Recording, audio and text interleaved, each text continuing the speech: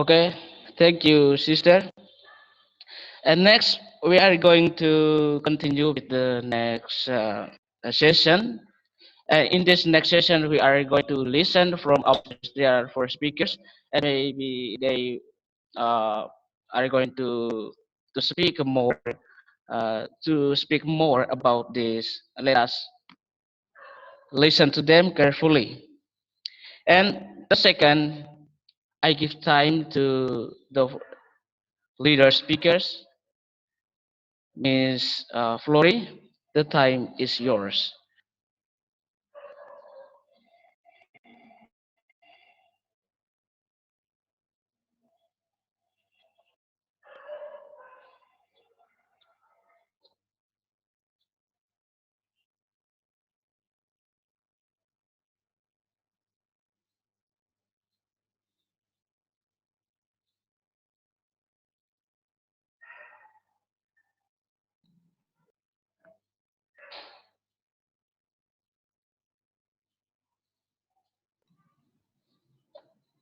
Yeah.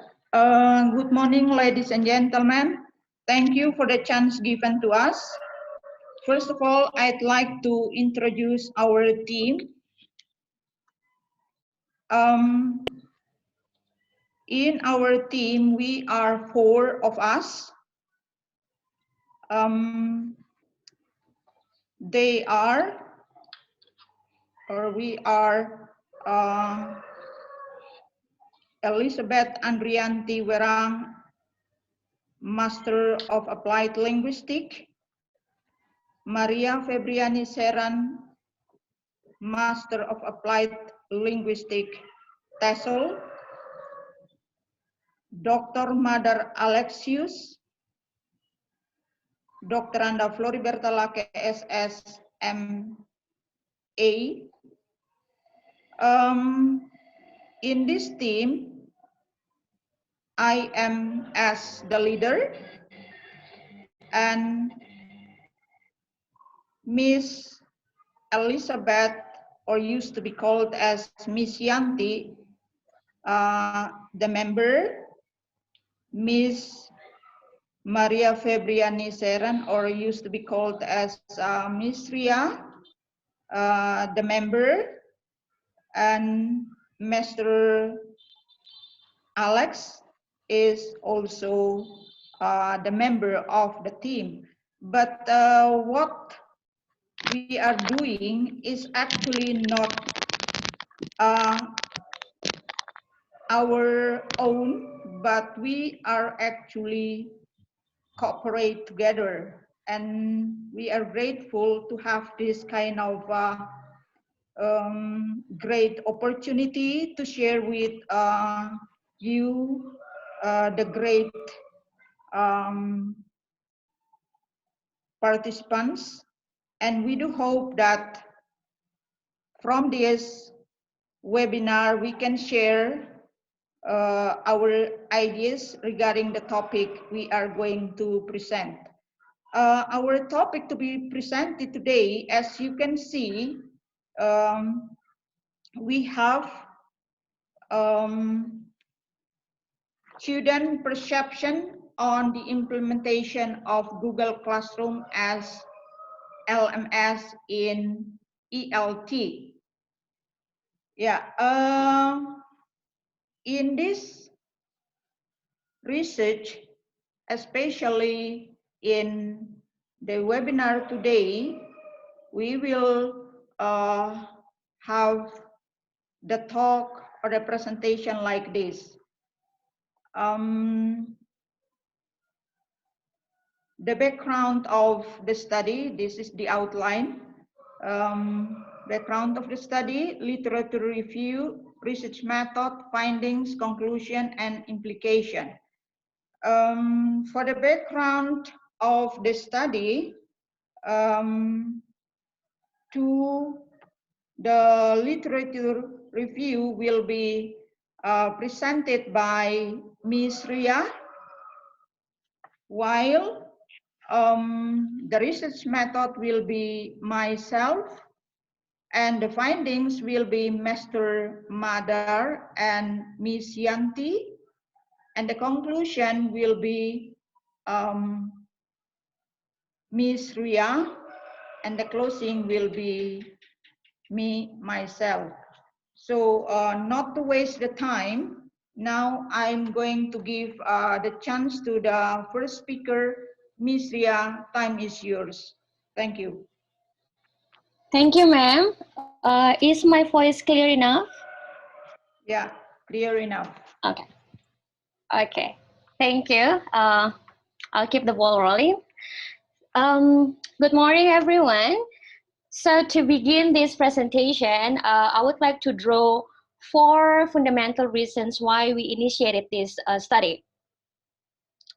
So as we know that these days, many sectors encourage teachers to include IT for better innovative teaching. And this has been stated in, can you click more?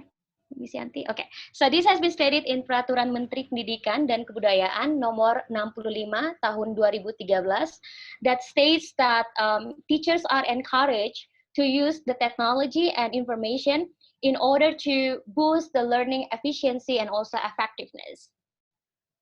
Besides, many schools in Indonesia, especially schools in the cities and also in suburb areas, are well equipped with facilities such as language labs, computers, LCD projectors, and internet access. However, surprisingly, many teachers are not well equipped with the digital technology competence. In this case, many teachers are struggling in operating IT itself. And it is evidence during this global pandemic, a lot of teachers have been struggling to move from the offline teaching into the online teaching. And during this pandemic, one of the learning management system that gained much attention here is Google Classroom, because it facilitates teachers with various helpful materials for learning distance learning itself. So here in Google Classroom, teachers are able to distribute materials, as well as they are able to assigning submissions, doing grading, providing online discussion, and also providing feedback. Okay, I'm just waiting for the second slides to be appeared. Okay. Okay, I think something wrong with this slide. Miss Shanti, are you there? Okay, give me one sec. I'm just gonna sharing the slide from here. Okay. Oh, all right. Sorry, Okay. I need to do something. Give me a second. I'm sorry. Oh, all right. Okay. Okay. So these are all four fundamental reasons why we conducted the research. And actually, this area of study is not new at all, because it has been studied by a previous researcher long before. And here, after reading a lot of previous research, we find some missing link here. And the missing links are not many previous studies conducted to focus on students' perceptions in secondary level. In this case, many previous studies just focus on teacher perception instead in using the learning management system in higher education. And the other missing link here is that in ELT context, many studies took place using different learning platforms. In this case, they are using emails, they're using voice chat, and also the blended learning itself. And the other thing, seeing from the Indonesian context, there have been very few studies have investigated in learning management system or Google Classroom in secondary and also higher education. These the researcher, the references that we have been looking for before the pandemic. Therefore, this research filled this gap by involving larger sample size and also targeting on the secondary level. And next presentation, slide. Okay. So in this research, we focus on 3 research questions. The first one here is that, is Google Classroom as learning management system perceived useful by EFL learners in learning English? And the second one here is that, is Google Classroom as learning management system perceived easy to use by EFL learners in learning English? And the third research question here is, do the learners actually use Google Classroom as learning management system? So now we're moving to the theories behind the research. And next slide.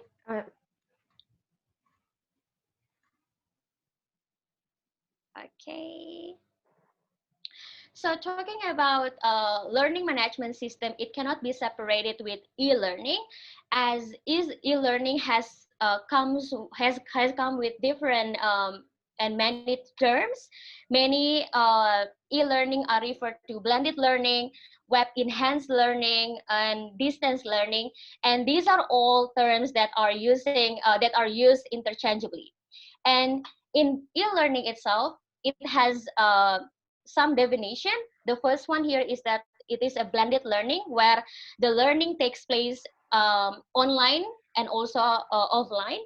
And the second one here is that e-learning refers to 100% fully online learning. And in this specific research, in this current research, we focus on the second one, as e-learning is more concerned for fully depending on internet, no face-to-face component. And many previous research and studies have found that a blended approach is the most effective in terms of improving learning outcomes.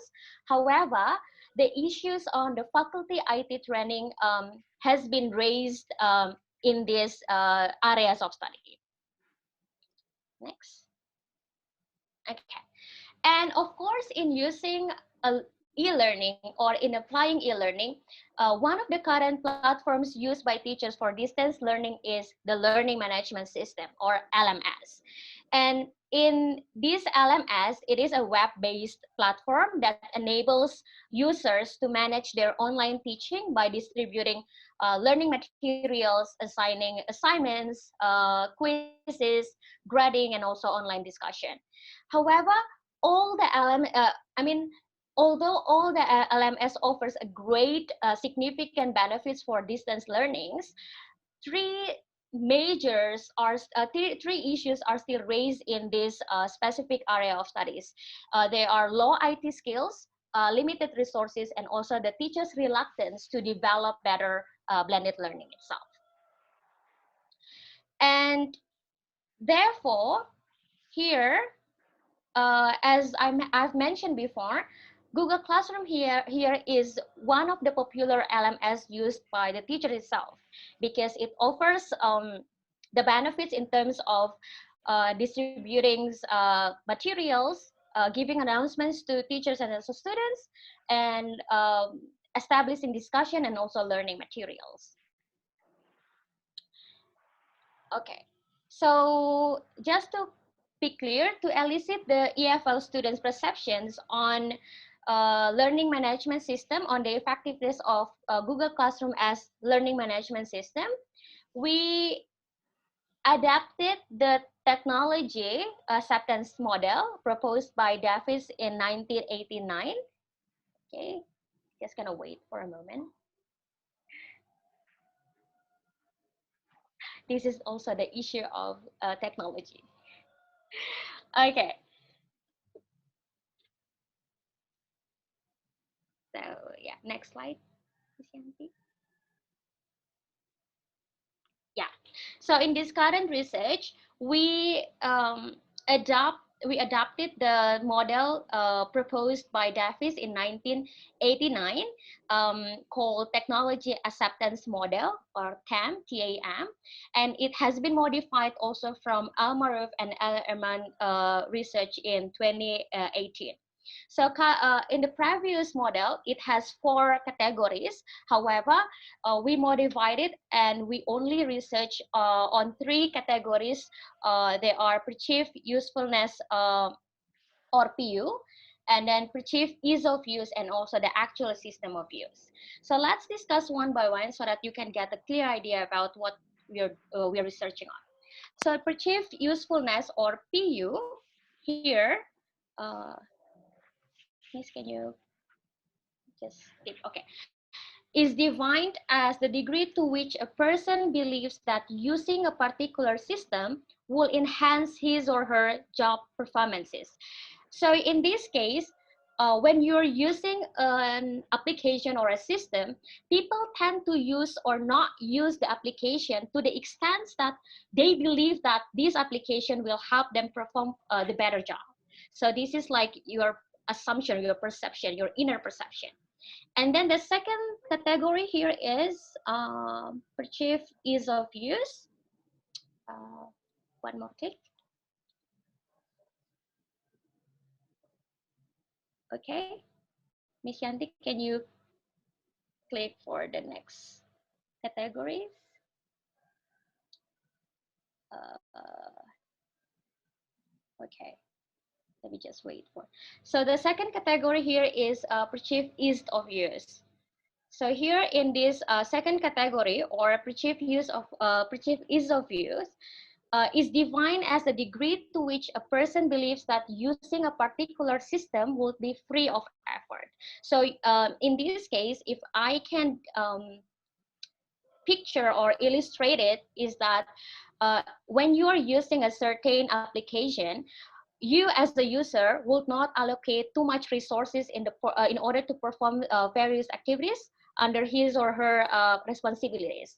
So in this case, when you're using an application, and if the application requires you to use many other supporting resources, you will tend to not use the application because of the heavy requirements. But if the application is easy to use, then you tend to use the application. Okay, and the last one here is the actual system of use, or it is acronym as AU. This is defined as the degree to which a person is actually using the system for. So when you have the belief, when you have a perception or inner perception that you can do it, or you can actually use the application, and then after you using the application, that's the degree that we're going to research on. I'm just gonna wait for Miss Yanti for a bit, just to show you the slide. One sec. I'm sorry, I thought I'm sharing my screen with you. I'm not? You're not. I'm very sorry about that. Let me do that again. It's okay.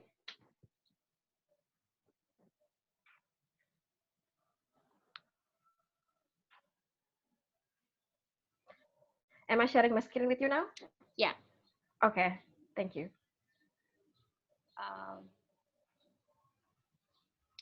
the previous slide, please. Okay. Oops, my bad.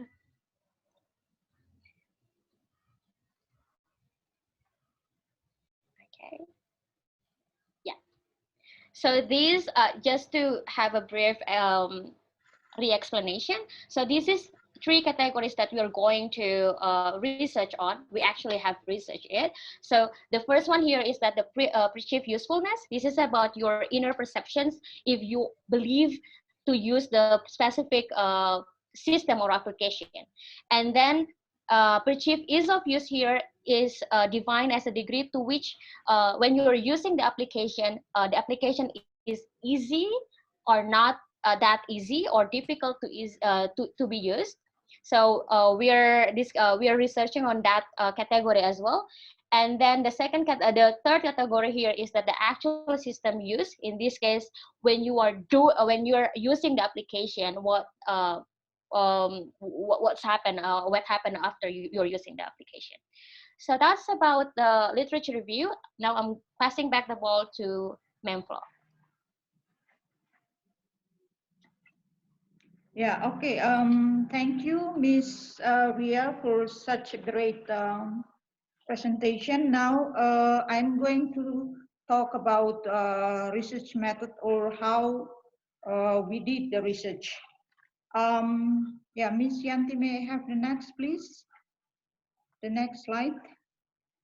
Yeah, in the research method here, we have some components in it. They are research design, data collection, and data analysis. Well, I will go one by one. Start with the research design. What we are using here is actually a mixed method based on Dorney in 2007. This method is used for data collection and also data analysis. Um, well, in order to get the data, of course, we need some participants. And here, the participants we are taking or we are using are actually from the secondary school students in Kupang. There are 350 junior and senior high school students. Yeah. Um, and about the data collection, we are making use questionnaire and in-depth interview. The questionnaire is adapted from Emran and Ma'ruf, and this is based on Likert scale consisting of 30 items. And for the interview or in-depth interview, we have 9 participants. Yeah. And about the data analysis. Yeah. Here, after having the data with us, what we are doing is that we generate the data, yeah, from the questionnaire by taking some procedures or steps. First of all, we give code to the participants. Take, for example, participant number 1, we will label it as PO1, and the participant 2 or the second participant will be labeled or will be coded as PO2, etc. And after coding, we do what is actually to keep the privacy of our participants, we remove the participant's identity. The next is the data analysis tool. We make use the IBM SPSS 25.0, especially for the content analysis. Yeah, I think that's all.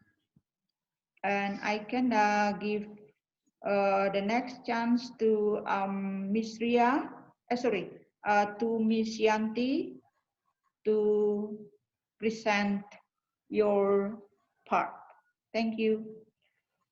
Okay, thank you very much, Ma'am Flori. I'm going to continue My on pleasure. the next section, which is the findings. And so in these findings, of course, because this is a mixed method, so we divided into 2 parts, which is quantitative and qualitative. So we're going to talk a little bit about the quantitative part. So this is basically the gist of the data that we got. As you can see here, we only focusing on these 3 aspects, which is perceived usefulness, perceived ease of use, and actual system use. And if you take a look closely, you will see we divided the first variable as efficiency, facilitating English learning, and the application. Um, when you see this column, you will see the number is quite high. So because we use the 5-point scale, so one being the lowest one, and the higher the number, the positive the result, the positive experience students get. So if you see right here, it's quite high, which means people think it's quite efficient. It can facilitate English learning, and the application is useful. So if you see another one, well, the overall score actually, well, it's quite high, almost it's 3.66. So yeah, it's quite high. And if we take a look at the second variable, which is the perceived ease of use, you see that we divide it into two, which is accessibility and communication, meaning that how easy for you to access the platform, and how you use the platform to communicate with others, with teachers, with students.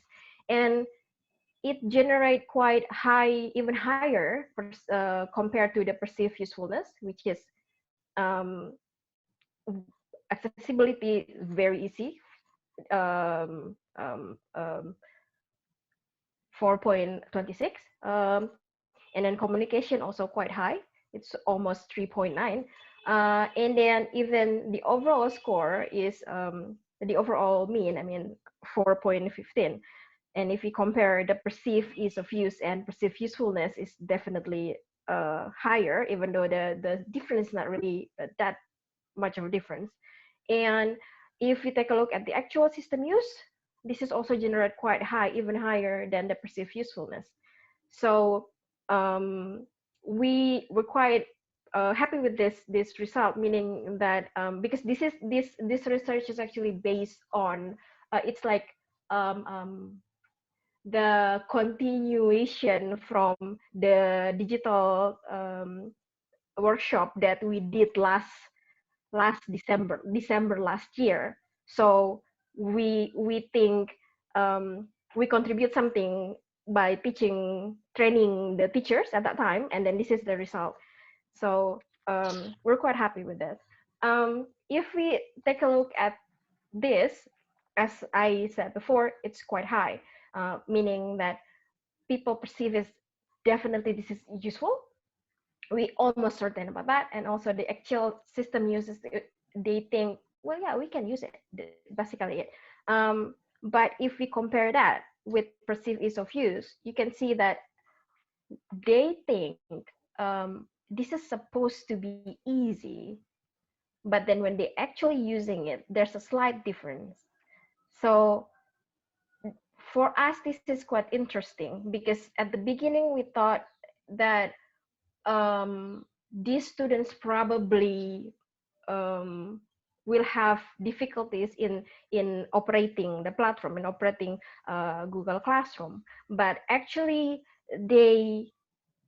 it implies that they think it should be easy. It should be um, uh, enable them to communicate easier, and it's the accessibility is supposed to be good and very smoothly. But then when they actually using the Google Classroom, they have a slight difference. It's as if they expect more before actually using it. So that is the quantitative result that I can share with you. We probably will do more, so I can say that this is preliminary findings, results, I mean. And now let's take a look at the other side of our story, which is the qualitative data. And this will be presented by Mr. Alex. So I'm giving the chance to Mr. Okay, thank you, Ms. Yanti. And as maybe you have already heard from the previous presenter that we use the so-called mixed method research designs for our research here. It means that we combine the quantitative analysis with the qualitative analysis, both in terms of data collection and in the in data analysis. And the main purpose of doing the qualitative analysis is to confirm the result of the quantitative analysis. And in order to do that, in order to confirm the result of quantitative analysis, we have already interviewed um, 9 selected participants of our research, and the interview questions were centered around the 3 main themes of this research, based on the research questions regarding the perceived usefulness of Google Classroom, and the ease of use, and then the students' actual use of the Google Classroom. We are going to show the result of the qualitative analysis based on the interview to the students, starting from the usefulness. Okay, there are 3 general themes appear or that we can elicit from the interview with the students. First, regarding the students' general experience in using Google Classroom, and then the efficiency of Google Classrooms, and whether Google Classroom help to enhance students' learning of language. In terms of the students' general experience in using Google Classroom, it appears that the students found that Google Classroom is very useful in the process in teaching learning process, and they said that they cannot um, separate themselves now from using Google Classroom, especially during the COVID-19 pandemic, not only in Indonesia but all around the world.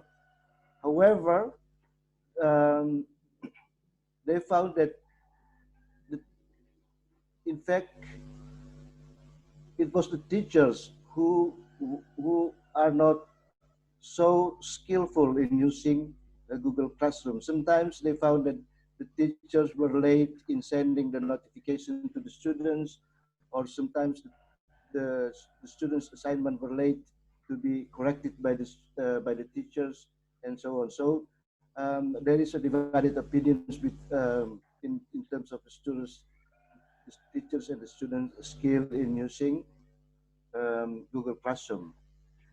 In terms of the efficiency, we found that um, Google Classroom, or according to the students, Google Classroom is very effective um, as an online learning system, and but it is less effective compared to face-to-face conventional classroom interaction. The students said that Google Classroom is effective because it can be used even by the beginners learners without without so many difficulties. However, it is not effective because of the poor internet connection. It is general problems found everywhere, and especially in our area here where the signal is very poor, and it makes the online learning system uh, disturbed. So once again, in terms of efficiency, there is a divided opinion. Some students say it is efficient. Sometimes some students said that it is not so effective because of the um, signals, internet connection, poor internet connection. In terms of whether or not Google Classroom help enhance language learning, the students said that it is good. It helps them to learn the language. However, not all the language skills can be taught using Google Classroom. They said that Google Classroom is good to teach reading and writing, but not so good to teach listening and speaking skill. Um, Next, in terms of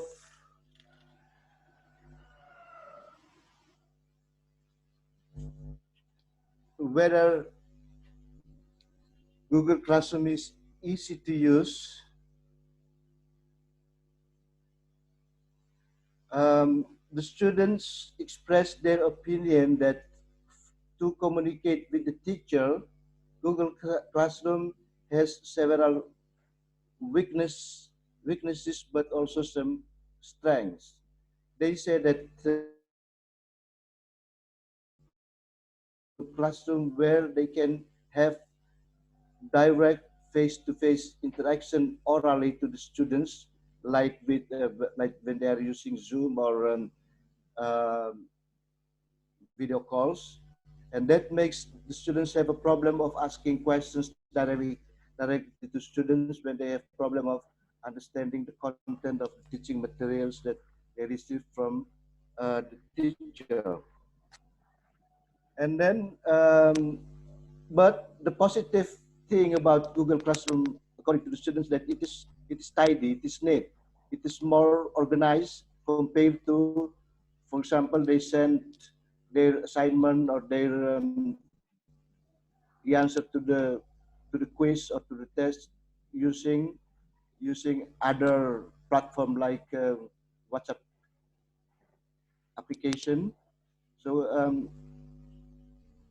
uh, Google Classroom is better than other online platforms.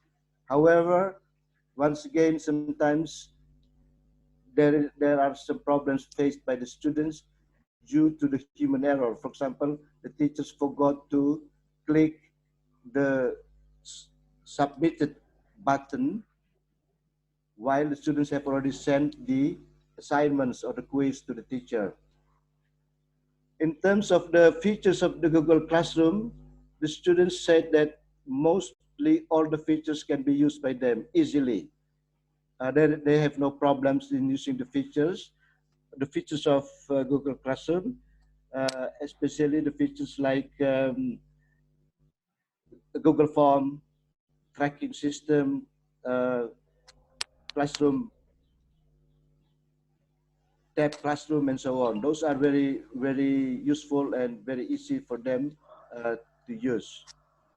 Now, in terms of the students' intention to use in the future or the students' actual use, um, they said that they use Google Classroom mostly in daily basis, 5 days per week, and not only for English lesson, but for all the lessons.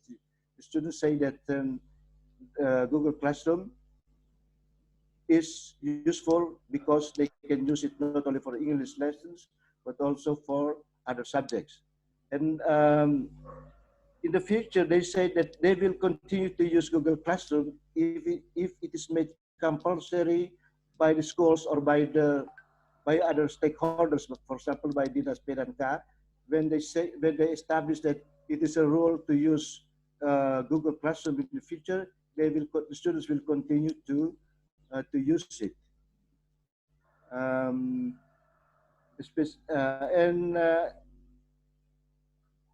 and students gave some comments or some like suggestions for other students. They said that it is now the time for the students to start being familiar with the use of IT as a learning platform. So they have to learn by themselves. For example, by um, if they have if they are not familiar with uh, if they are not familiar how to use Google Classroom, they have to take their own initiative to learn it from, for example, by searching in Google, by learning the tutorials in YouTube, and so on. However, in order to make Google Classroom successful in its implementation in the future, the schools should make a very good preparation. If the school decides to use Google Classroom as an online learning platform for the school, they have to prepare it in the beginning of the semester. Therefore, not only the students, but also the teachers should be given the adequate and proper training to be skillful and professional in using Google Classroom. I think that is all about the qualitative data analysis. Let us continue with conclusions and implication to be presented by Ms. Ria again. Thank you, sir. So now I would like to continue the presentation. So since this is still the preliminary findings, we can conclude based on our preliminary findings as follows. The first one here is that most participants have positive views on Google Classroom with some reservations. In this case, before they are using the Google Classroom, they had more expectation before using it. However, when they actually use it, they experience less disappointment to face their reality because of the limited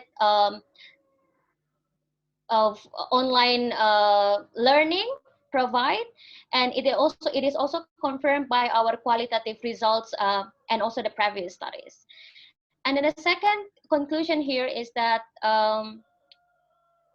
yeah, please just click, yeah, just show everything. Okay.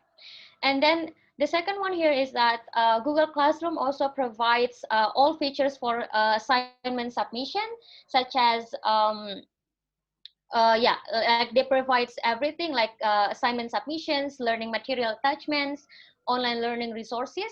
But this is still depends on the teachers itself as the users, how the teachers fully utilize it or underutilize it. So how the teachers can make use of this Google Classroom. If the teachers are more like proficient and fluent in using Google Classroom, they can provide or they can explore more in the Google Classroom. However, some teachers still use this Google Classroom in the basic manner. And from our conclusion, we can draw some implications based on our preliminary findings. So here, it is crucial that the schools provide the more in digital technology trainings and also workshop, because this helps teachers and students to be more fluent and also professionals in using the Google Classroom itself. And the second implication here is that since our targeted participations are based in the city, in the suburb areas, so we can only conclude this research based on this situation. Therefore, for the future research, we can suggest that the further studies can be conducted in the suburb areas, so that the findings can be varied. And then the other implication here is that it is very important to have the sustainability. Therefore, the schools and also the stakeholders are encouraged to establish a policy enforcing the use of Google Classroom within the schools, or maybe they can prepare the teachers and also students workshop, and they can support the facilities and the technical facilities, and even they can collaborate with other like they can do more network and also collaborate with other institutions to make this Google Classroom or also their learning management system better. And the last one here is that there should be a need analysis or bottom-up approach from the schools to up, so the schools and also the stakeholders can provide or can establish a policy that really answers the needs in the school or also in this area. So I think that's all for the conclusion and also the implications. And these are all the references that we are using in this research paper. They are like 3 pages. Yeah. And if you have any questions that we cannot answer during this webinar, you can contact us, and I'm giving back this chance to Memflo. Thank you. Okay, thank you, Ms. Ria, for the chance given to me. Yeah, dear ladies and gentlemen, this is all about our presentation regarding our research entitled Student Perception on the Implementation of Google Classroom as the LMS in ELT. We also thankful for your participations, but we are very sorry for the the signal and the technological matters. Even we are talking about technology, but there are also technological problems appear during our presentation. I think that's all. Thank you very much for everybody's contribution. I will give back this to the host. Thank you. Okay, thank you so much to the team. This is very important explanation, and we also from us maybe have a questions from the participants who wants to ask something. Maybe you have difficulties, or maybe you have confusion. So to the participant, I give the time to ask something if you have. If you have. Okay, thank you to the participants. And also don't forget, if you when someone speak or giving his question, the other people who wants to ask, they can chat in through Zoom chatting, and I will read that for the team. Okay, thank you. To the participants, I give the time. Interruption.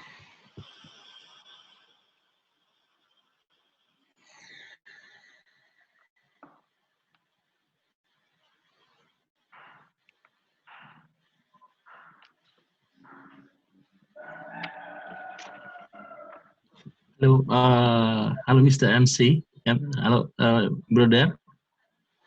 Yes, yes, Uh, Father. maybe some of the participants would like to ask question orally or directly right now. So I think just let them ask the question, because so we can have a Okay, discussion. Yeah. Maybe Father okay, no Yari, I problem, think. sir. Yeah. Yes. Yeah, may I have some question for the speakers? Hello? Yeah.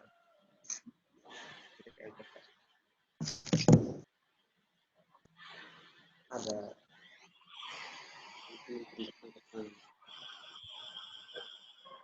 Silakan Romo. Okay, thank you. Good morning, everyone. Good morning, Father. Thanks for the materials to us this morning. Speak about many aspects. For me, our emphasis will be on discovery learning. Therefore, it can a lot of things in learning management system, among them not only English learning teaching, but English learning and assessment. I found some problems with our long online studies at the lectures assist face-to-face learning, not to online learning. I don't know why. It needs to pay attention to things. And the another things, not only Google Classroom, but I think there are also the two applications. There are application based on audio video and application based on settings, because there are we have to confront both of these applications. And the last one, how the spirit of Curriculum 2013 is implemented in the online learning. That's all. Thank you very much.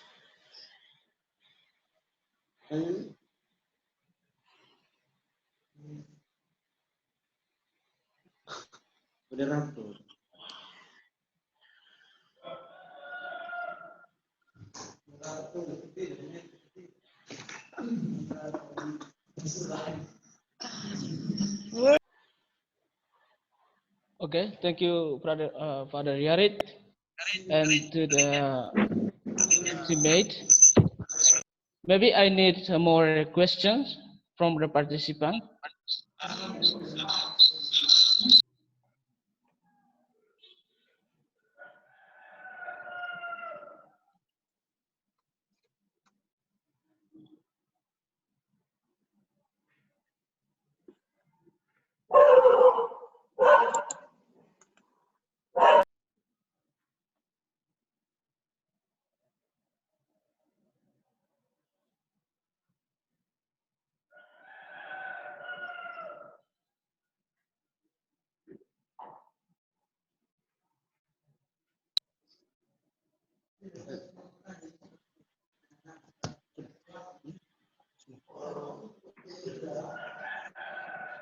Excuse me, moderator. Siapa ini? Yeah. Anyone else? I asked some question. Maybe from the from the students or from the teacher. Hello. Yeah. It's Well, I think I think the moderator trying to get some question more. We all hear you that you ask some question. Maybe the moderator wants to just gather all other question first, and then we can just address them at once. Okay, Berto, you may continue. Okay, Miss. I have a questions also, Miss. In my questions, maybe I can ask, what is your problem to use this online learning? Because there are many students, they complain that there are many difficulties they will face. First of all, the problem is the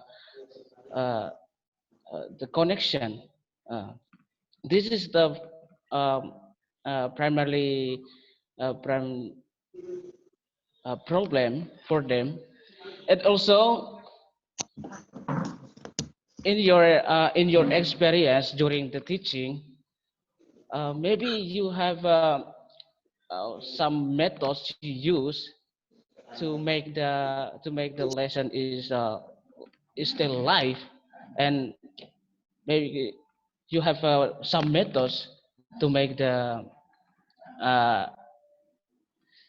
the learning is go on, still go on. And what the methods do you feel that is a success for to perform in learning, or what methods that is not, or maybe how much difficult you have some difficulties, but uh, you want to eliminate the difficulties from the students and also from you as the teacher. Okay, thank you.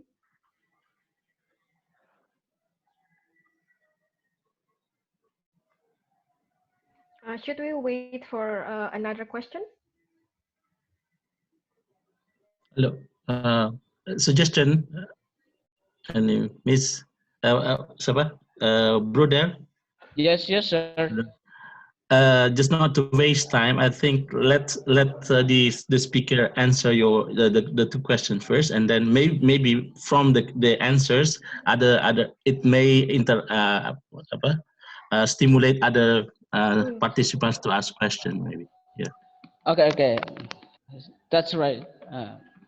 Maybe if the participant have a question, you can read it. You can write in the Zoom chat. Okay, thank you. After this answer, I will read for the teammate. Okay, thank you. Okay, thank you very much, Roberto. I think we're going to divide how we're going to answer the questions. Probably Pak Alex and Mem Flori can address um, the first question, while me and Miss Ria probably can share some experience to address the second question. So I think that's okay with the other speakers. Is there any other suggestion? No, I think that's okay. Okay, so I'm going to address the second questions. What problem did we face and what method did we use for this semester? Okay, first of all, this research concern about the use of Google Classroom, but I think it sparks other questions because we are in fact using online learning previous semester. So this is very understandable that you want to know more on how can we make it work. The first thing that we found won't work is giving lecture. What I mean by that is that you just talk to student and then that's it. Talk to student just like this, and you just pretend that um, people probably listening, or I'm alone, so let me just talk as if I am alone. So that won't work. But if you can transfer, quote unquote, your energy to the people who are listening to you, who are attending your class, that would be better. How can you do that? You have to be enthusiastic. You have to talk as if you like what you're talking. Of course, I like what I'm talking when I'm teaching, but you know what I mean. Your your spirit when you talk in front of camera, that actually contagious. So if people can see you're actually really passionate about what you're trying to teach, they will pick up the same spirit from you. That's the first one. um, so that's one problem. The second problem is um, sometimes students won't participate, they just listen to you and that's it. And it's very difficult because if there's no interaction, we have breakout rooms in Zoom, for example. But as you mentioned before, the connections issue sometimes can be a problem. Also, we have other like games, ice breaking. We can also do that. We can also use that in class.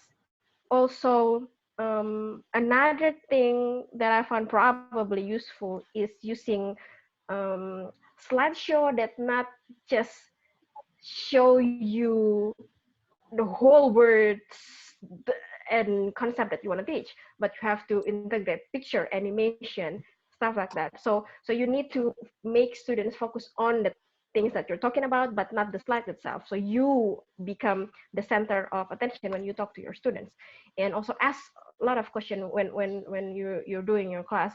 Try to make student think instead of you just giving them what knowledge.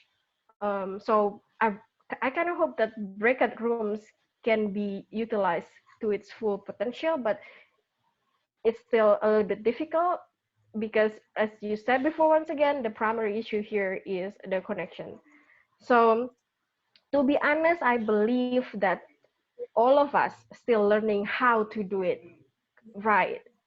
So last semester is like a trial and error. We gather things that we think, will this useful, will this work? So we're still in that kind of stage right now. So it's not only the students, but it's also the teachers. We have to prepare more. I think that's what I can share with you. I probably would ask Miss Ria if you want to add something. Well, you actually answer all.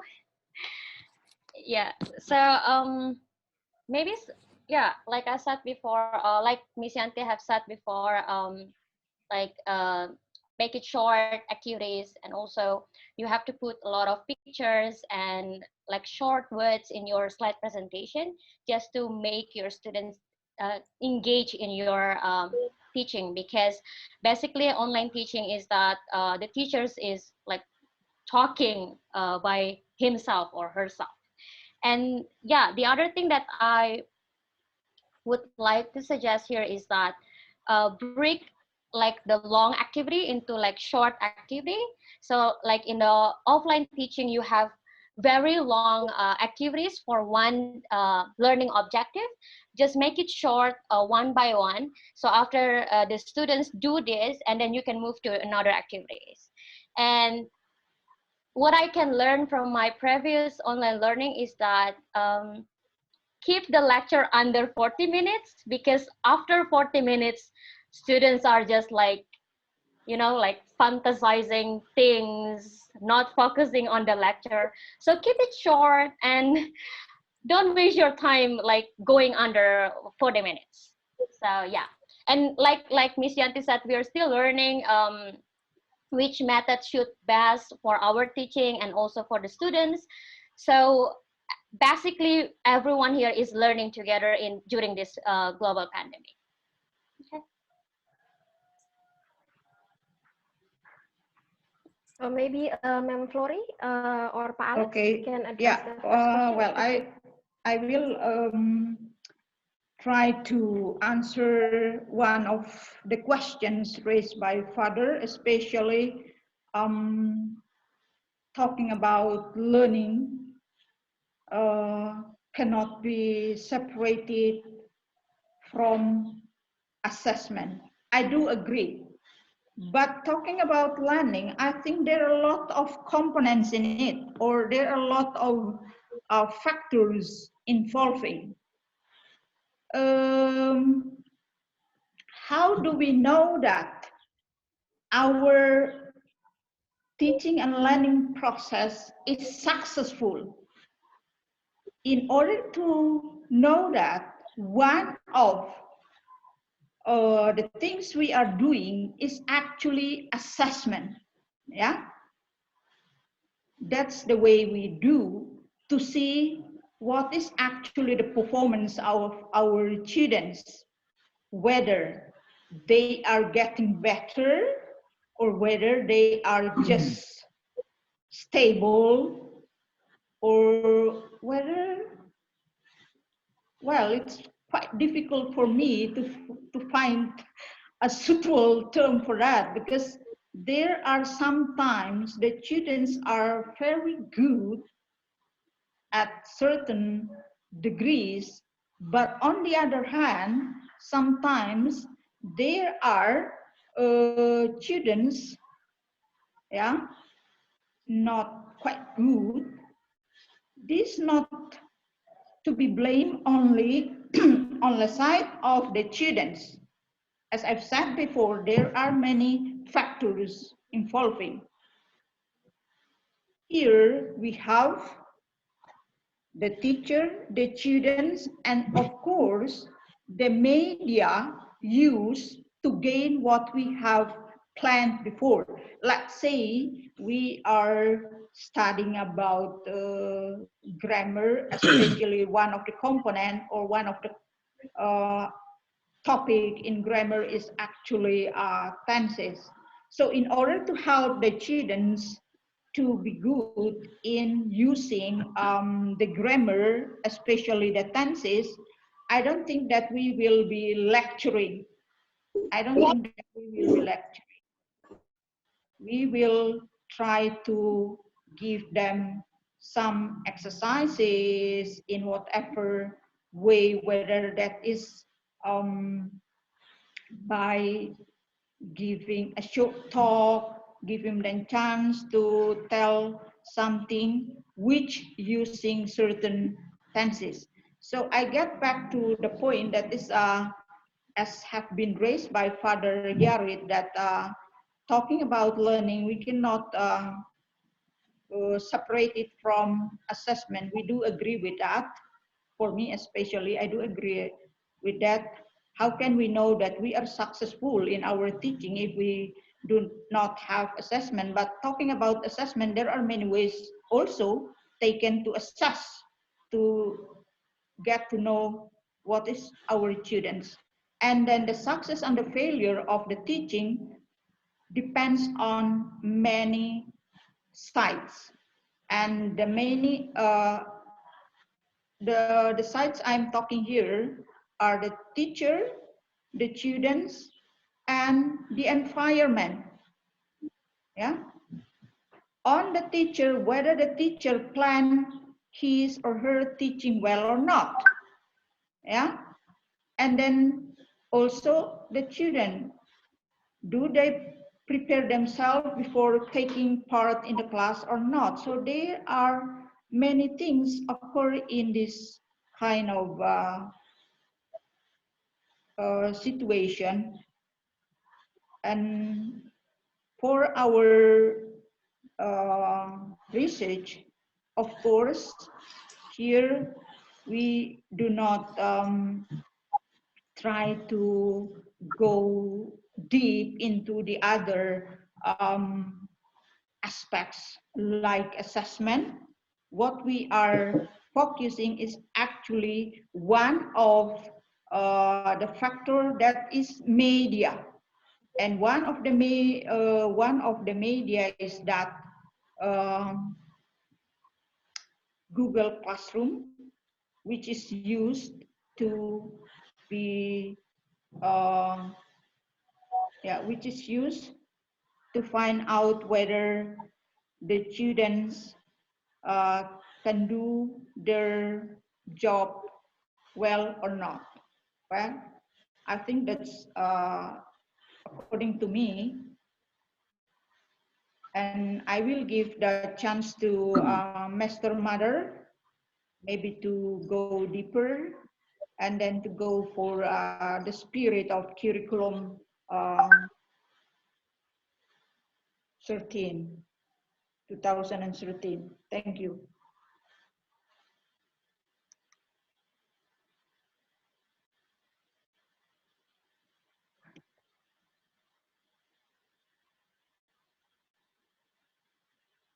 Hello? Oh, yeah, okay.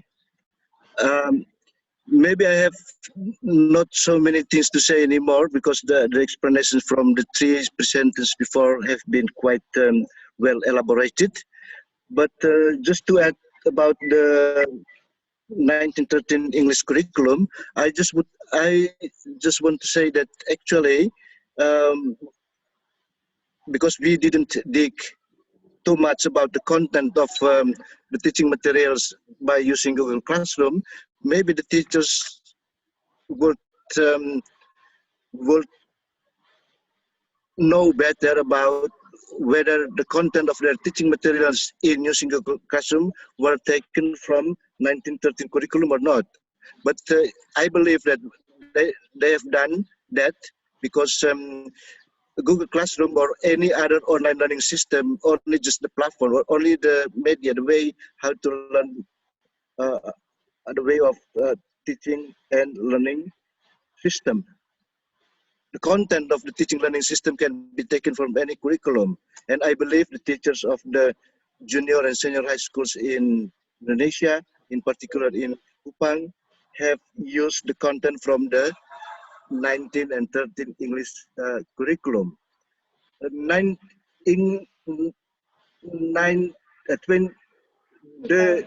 2013 curriculum requires the students to be active, requires the students to take initiative of searching their own learning resources.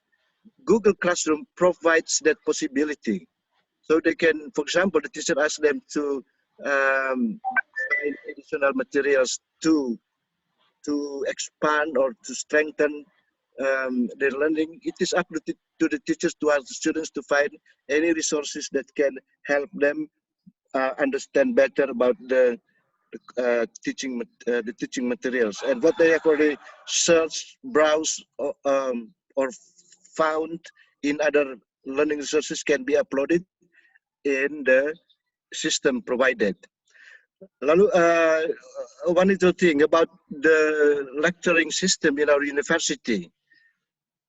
Maybe there is a change depending on the change of the situation or the circumstances of pandemic COVID-19 in Indonesia. and in Kupang in particular, there is a plan to implement the so-called hybrid learning system. It means that we are going to use both online and offline um, learning system. So when uh, the students are given the chance whether or not they want to join the online learning or the offline learning, depending whether it is allowed or not by the government regulation. That is what is going to be done in the next semester. I also agree with Father Yarit that everybody is in the learning process right now. Even the implementation of online learning in the previous year, in the last year, it is not very well.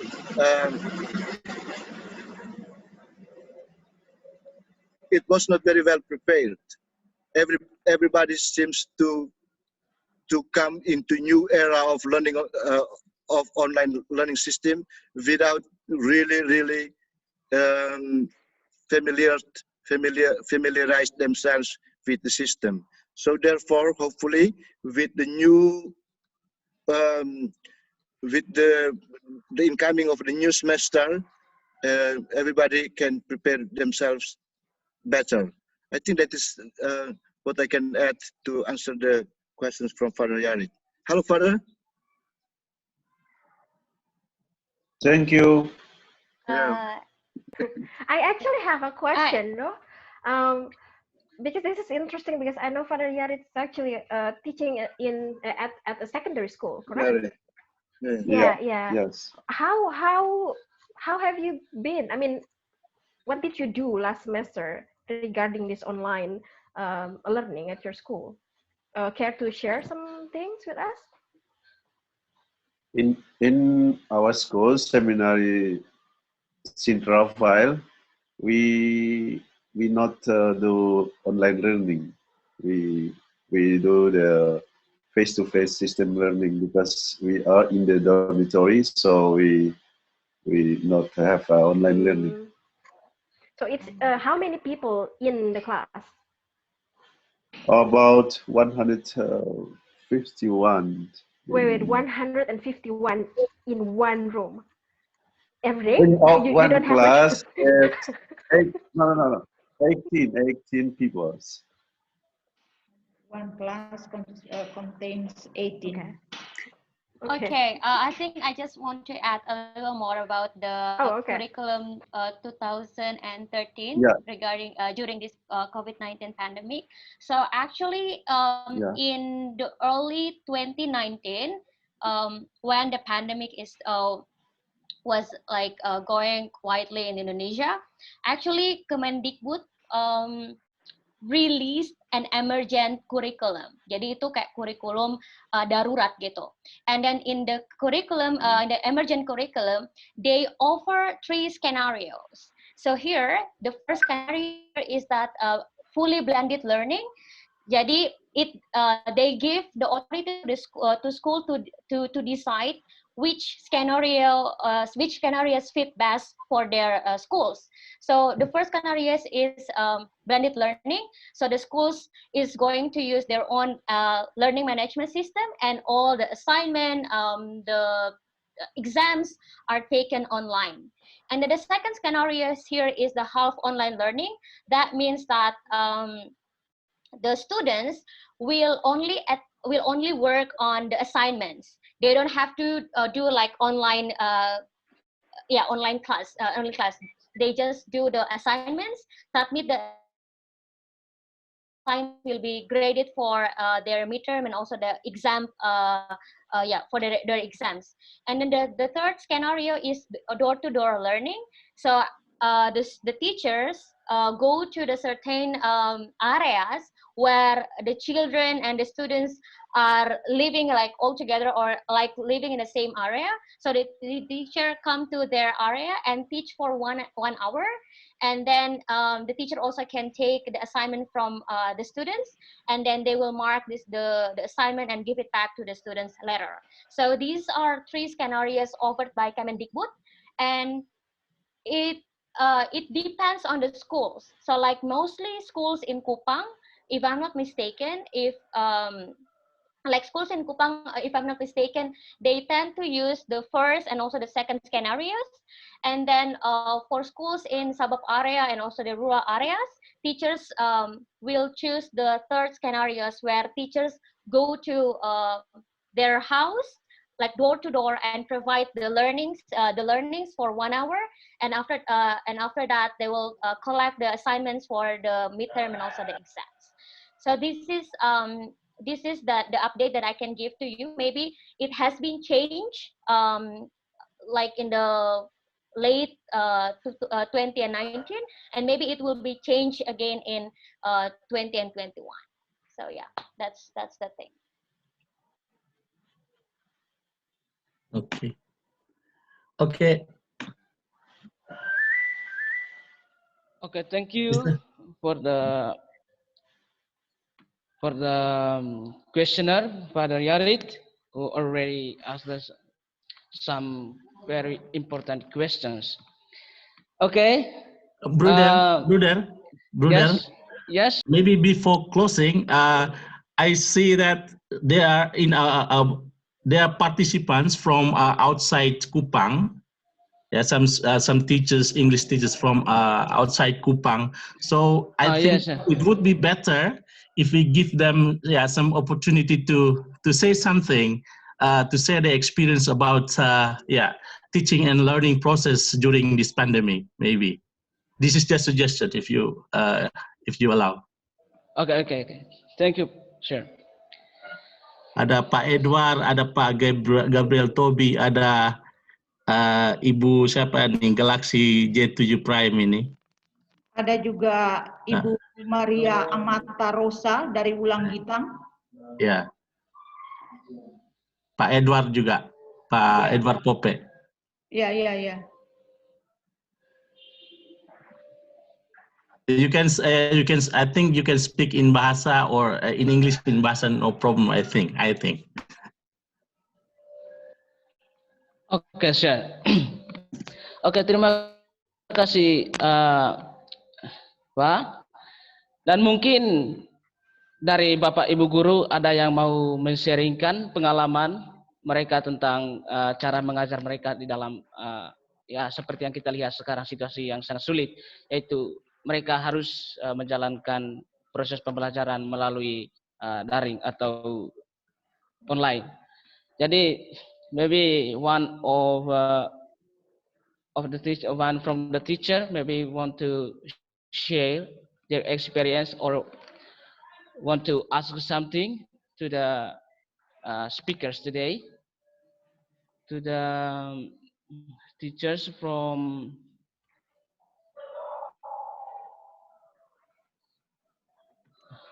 maybe Pak Edwardus Pope dari Wulanggitang, from Wulanggitang, SMP Negeri Wulanggitang.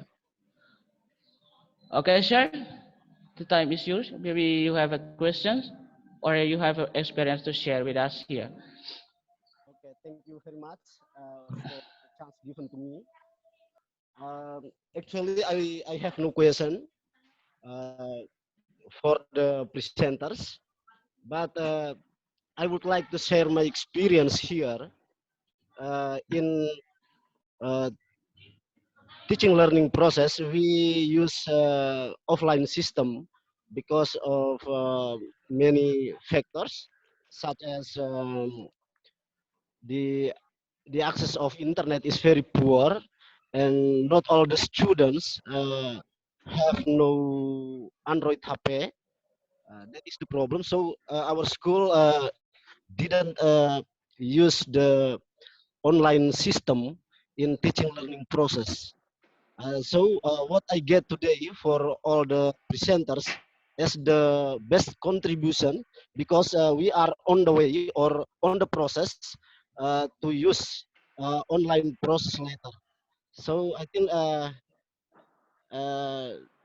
what I get today is the best knowledge for me, and I'm going to share my to my other friends to how to apply what I get today. Thank you very much. Thank you very much, Pak. You sure? Yeah, you are welcome. And if you are interested to get any help from us, we are happy because we are having good resources for that. Thank you. Yes, yes. In the last 2 years, in December, 2019,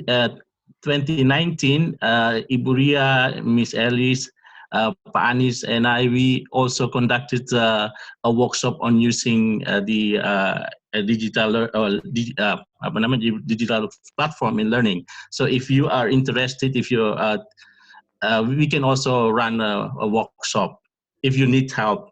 Yeah. Ibu Alice, Ibu Ria, they are very savvy on this kind of thing. Okay.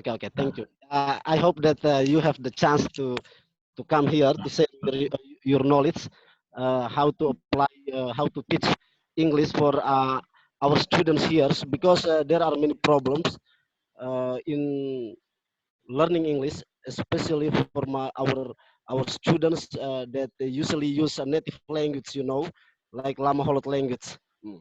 That is the Of course, no problem. We can run it online if you want, because now we are talking about digital learning, so we can run it online if you your school is interested in doing that.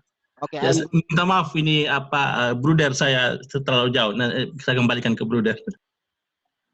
Okay. I'm going to share what the information to my headmaster, and I'm going to inform you later. Thank you. Oke, terima kasih banyak Pak telah men-sharingkan kepada kami pengalamannya selama proses pelajaran online. Oke, thank you. This is a new things for you and for us too as the students to apply how to go on our untuk melanjutkan kalian punya proses perkuliahan atau proses pelajaran ke depannya. Dan mungkin ada lagi yang mau men-sharingkan dari teman-teman semua. Saya pikir dari tadi ini hanya untuk mahasiswa Unwira, tidak ada yang mau memberikan pertanyaan, hanya 2 orang saja. Mungkin ada lagi yang lain? Mahasiswa? Okay. From the students, maybe you have some questions or you have experience during this online learning. Maybe you have difficulties or you found something important for you, or you have something that to eliminate from your experience. You have a problem to eliminate from your learning process. Oke, mungkin ada dari mahasiswa, mungkin tambah lagi 1 orang untuk men-sharingkan atau memberikan pertanyaan kepada mahasiswa. Saya memberikan kesempatan. Halo, selamat pagi Bro Roberto. Ya, selamat pagi. Baik, saya mungkin bisa bertanya langsung kepada pembicara. Tetangga. Baik, saya Alfred Nagria. Saya mahasiswa semester 5 dan mau memasuki semester 6. Minta maaf karena saya menggunakan bahasa Indonesia untuk bertanya saja. Jadi, apa yang dijelaskan oleh speaker seperti orang tadi, bagi saya cukup jelas dan ada beberapa hal yang saya tidak mengerti semuanya. Tetapi di sini juga saya mau bertanya dan juga men-sharingkan. Karena tadi dijelaskan mengenai proses perkuliahan online, dan saya mau bertanya kepada para dosen yang menjelaskan atau juga mungkin guru-guru. Apakah selama proses perkuliahan online ini para dosen mengalami kendala atau tantangan? Karena bagi saya sendiri, kadang-kadang apa yang diberikan, pembelajaran perkuliahan yang diberikan oleh para dosen, semacam ada hal-hal yang membosankan. Karena kadang-kadang pula saya berpikir dengan perkuliahan online ini tidak secara gamblang menjelaskan apa yang terdalam dari semua yang dipelajari.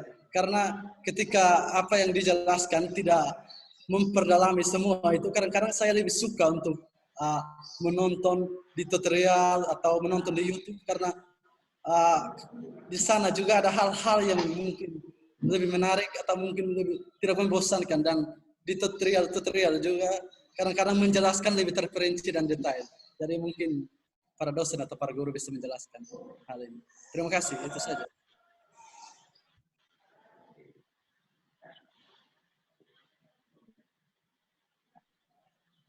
Halo, Pak Alex ini.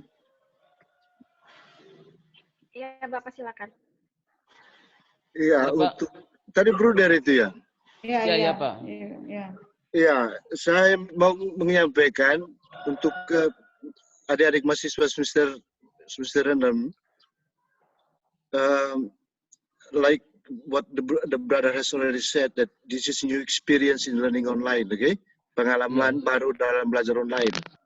Lalu saya mau mengusulkan begini, kalau ada adik tertarik untuk menulis skripsi, ini menjadi topik yang menarik untuk jadi judul skripsi kamu nanti, mulai semester 6 ini ada mata kuliah riset dan sebagainya, untuk membuat penelitian tentang pengalaman selama proses belajar mengajar menggunakan online selama 1 atau 2 semester terakhir ini. Itu dipakai menjadi topik untuk penelitian skripsi nanti. Karena pengalaman tiap orang itu bervariasi. Mungkin ada yang pengalamannya seperti yang disampaikan oleh Bruder tadi, dia mengalami hal yang membosankan, tidak menarik dan sebagainya, dia mencari sumber belajar yang lain.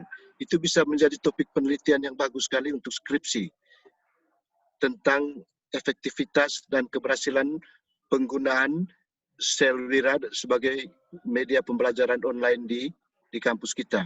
Mungkin itu yang saya mau sampaikan ke semua dan khususnya ke Bruder tadi. Terima kasih.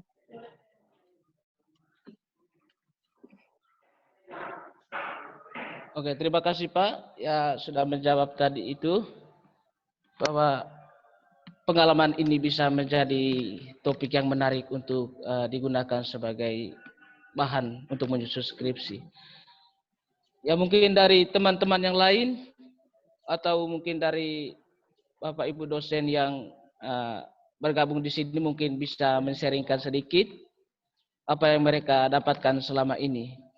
Mungkin saya lihat di sini ada Ibu Maria, Ibu Maria Jahat tuh. Mungkin bisa juga memberikan sedikit.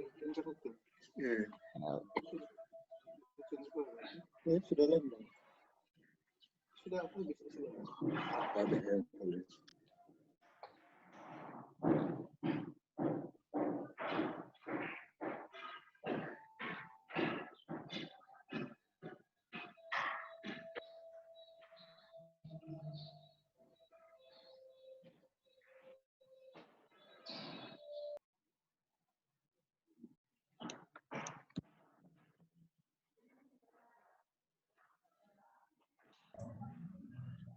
Hello, brother. Did you mention me?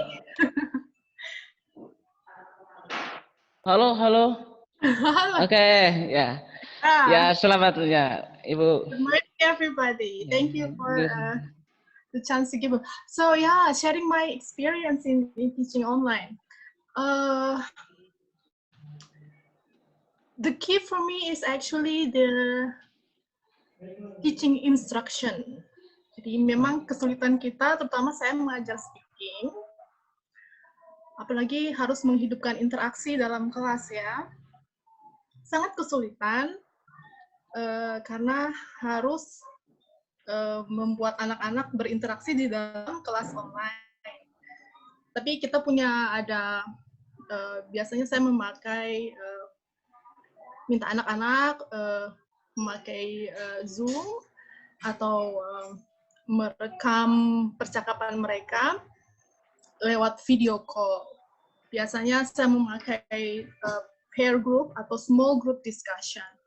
Yang penting adalah guru memberikan instruksi yang sangat detail, langkah-langkah apa yang harus dilakukan anak-anak sebelum berbicara, saat berbicara, dan setelah berbicara. Jadi ada proses editing, mereka punya pronunciation, grammar, dan yang paling penting adalah konten dari speaking itu.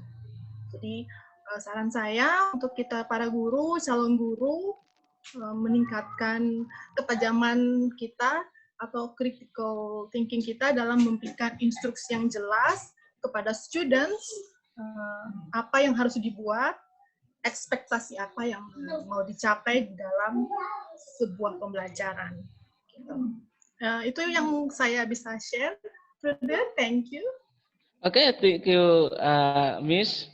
Itu pengalaman juga sangat bagus dan kami juga bisa mengambilnya sebagai bahan untuk bisa melakukan praktik lebih dalam bagaimana caranya untuk bisa berkomunikasi dalam bahasa Inggris. Ya seperti yang kami ketahui bahwa ya banyak orang atau bahkan saya sendiri saya sangat minim sekali.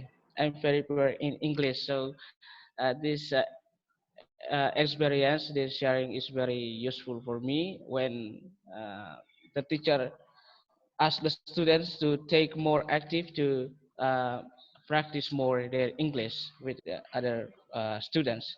Okay, thank you, Miss.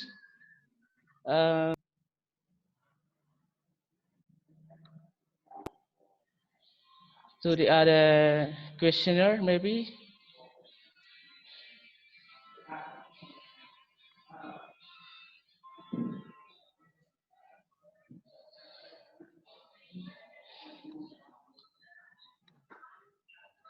Maybe from our friend Regina, maybe she's here.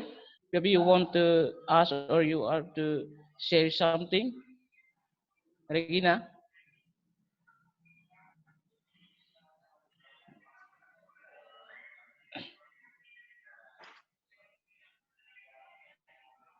Well, okay, because I think we're about running out of time, so I'm going to be very quick. I think this online learning situation is a very new situation for all of us, but the fact that we have to realize that this whole new learning situation system gave us the opportunity, the ability to explore more technology, and also it is somehow gave me the chance to explore more learning resources. Like I'm able to visit more websites, you know, and also learn about design and other things. So I think online learning is not all about the negative impact, but also the positive impact, because it's not only make you bored and all that, but it also gives you the chance to explore more about yourself and also about the course that you have been learning. You can access many other learning resources that you think will help you for this online learning. So I think it is a hard process at the first, but once you enjoy it, you will find the way to make this online learning process more exciting. I think that's all. Thank you. Okay, thank you, sis. Okay, so far maybe there is no other questioner want to ask something or want to share. So we are going to I am going to read some conclusion about this question today. Um,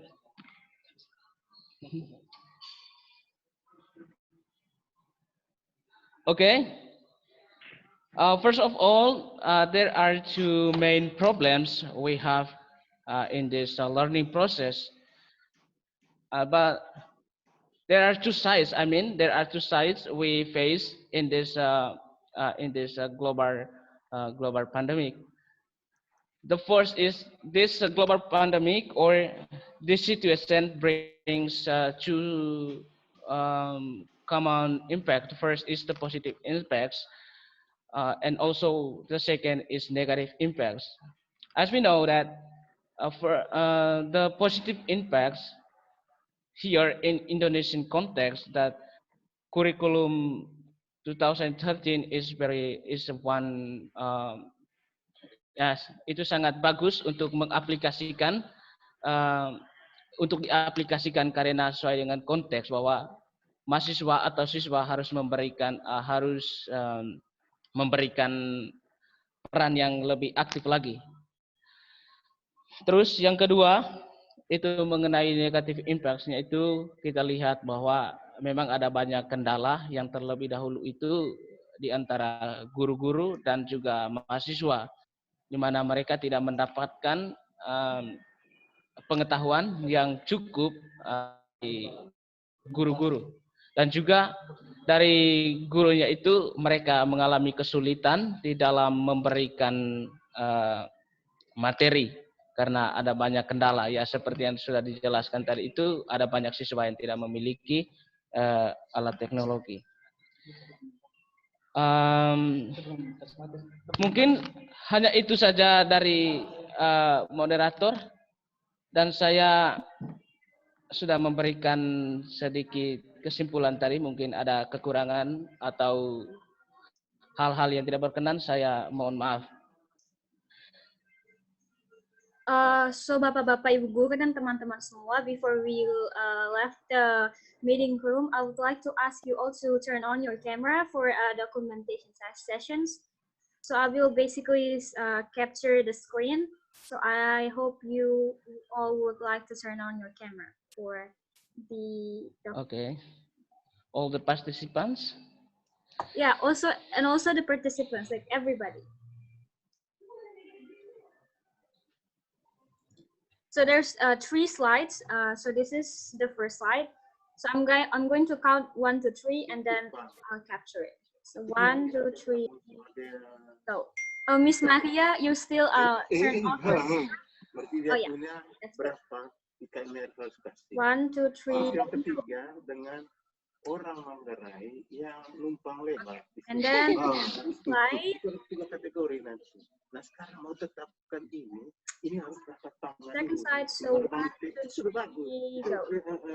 Yang tadi. Goto-goto, itu kan mengikut mekanisme. Kan yang saya pikirkan begini. One more time. Selalu ada tersedia dana di Ya, itu tadi, maksudnya itu tadi jalan. Okay, what's happening?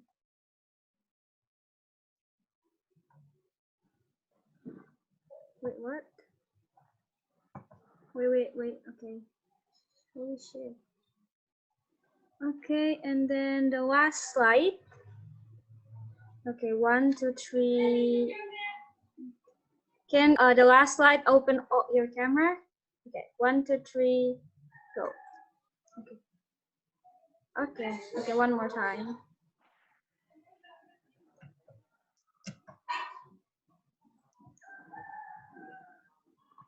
Oke, ya Pak Gabriel, terima kasih Pak sudah open camera. Oke, ya sudah semuanya, terima kasih. Terima kasih. Yeah, Terima kasih. Yeah. Oke, terima kasih kepada pemateri hari ini sudah membagikan pengalaman dan juga apa yang mereka dapat selama ini. Dan juga kepada mahasiswa yang telah berpartisipasi dalam webinar ini, dan juga kepada Bapak Ibu guru yang sempat hadir di sini. Oke, untuk para mahasiswa ya sertifikatnya itu akan menyusul setelah ini. Oke, dan jangan lupa mungkin ada yang belum daftar nama tadi bisa daftar sekarang. Ya, termasuk Bapak Ibu guru juga ini, Bruder, jangan lupa Bapak Ibu guru mereka diingatkan kembali untuk mengisi form supaya disediakan sertifikat untuk mereka. Oke. Ya, untuk Bapak Ibu guru juga bisa mendaftar, meregistrasi namanya, bisa supaya mendapatkan juga itu sertifikat. Sudah, Bruder. Terima kasih banyak. Oke, ya sama-sama, Pak. Ya, mungkin yang terakhir kita akan menutup. Ya.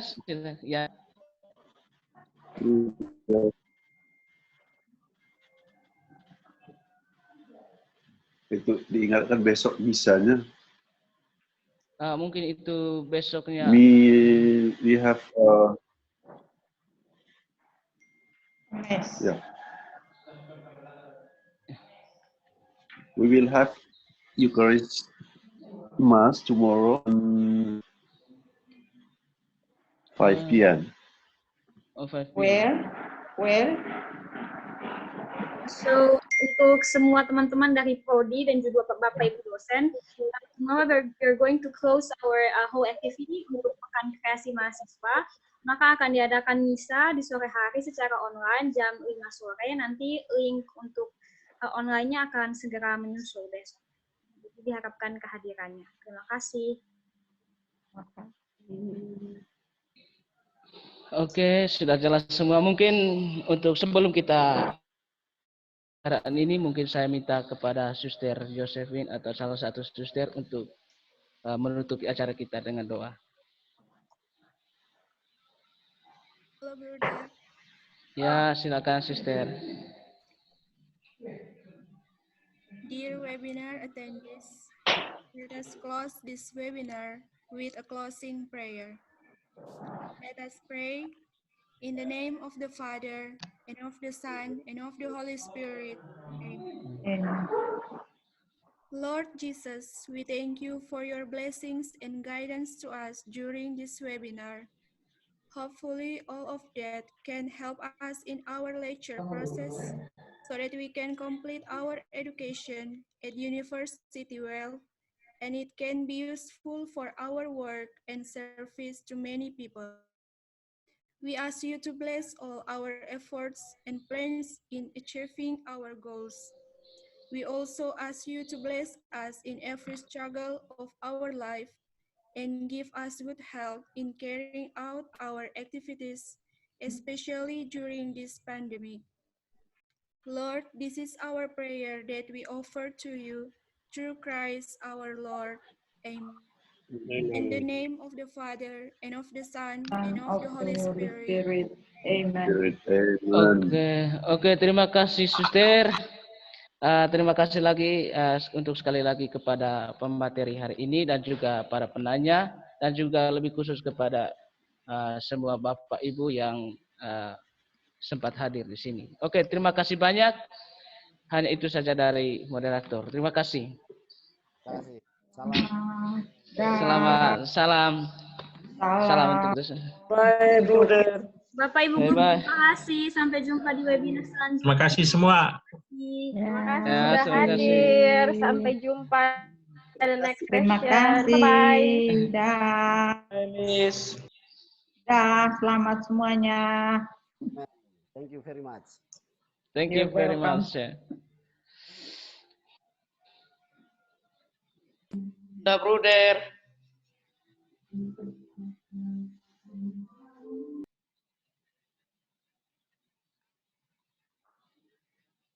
Apa kabar, Brother? Kabar baik. Hai, Ibu Marlin Lembah.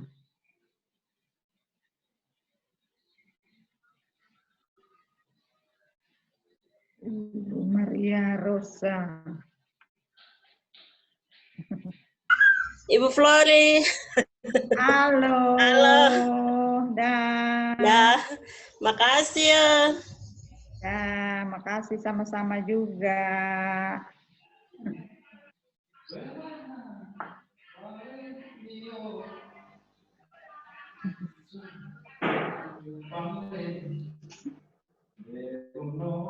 Terima kasih banyak Mama Flori. Makasih Ibu. Bapak Alex, selamat siang.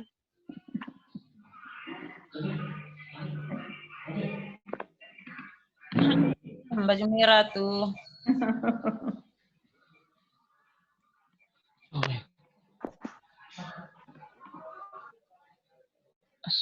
Asim ini cema, orang kuliah.